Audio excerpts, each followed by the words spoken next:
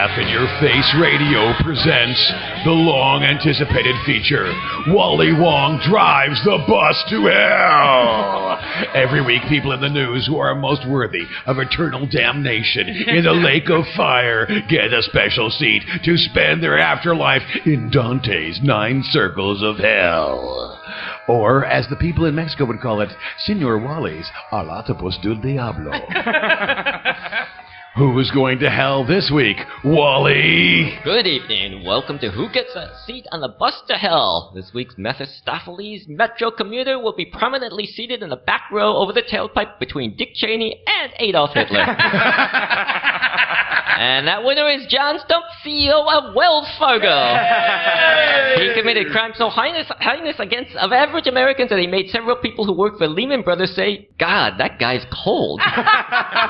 John Stump actually created accounts for millions of customers that they didn't even know they had so he could charge additional fees, and then trading the fraudulent stock on the market, making himself millions of dollars while firing any lower-level management people who questioned his fraudulent policy. Last week, Elizabeth Warren put it best when she questioned him, and it went something like this.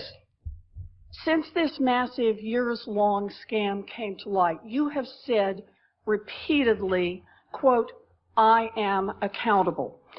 But what have you actually done to hold yourself accountable? Have you resigned as CEO or chairman of Wells Fargo? The board, I serve at Have you resigned? No, I've not. All right. Have you returned one nickel of the millions of dollars that you were paid while this scam was going on?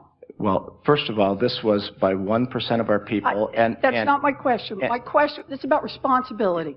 Have you returned one nickel of the millions of dollars that you were paid while this scam was going on? The board will take care of that. Have you returned one nickel of the money you earned while this scam was going on?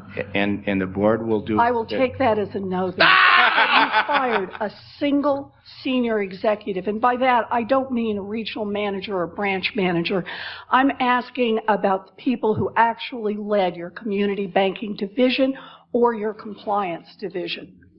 We've made a change in our regional, to lead our regional bank. I just said, I'm not asking about regional managers. I'm not asking about branch managers. I'm asking if you have fired senior management, the people who actually led community banking division, who oversaw this fraud, or the compliance division that was in charge of making sure that the bank complied with the law.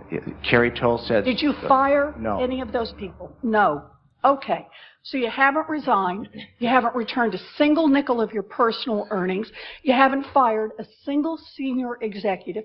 Instead, evidently, your definition of accountable is to push the blame to your low-level employees who don't have the money for a fancy PR firm to defend themselves.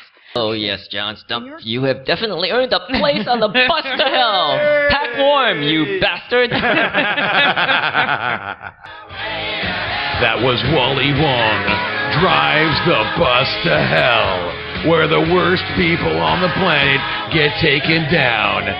Burn, baby, burn.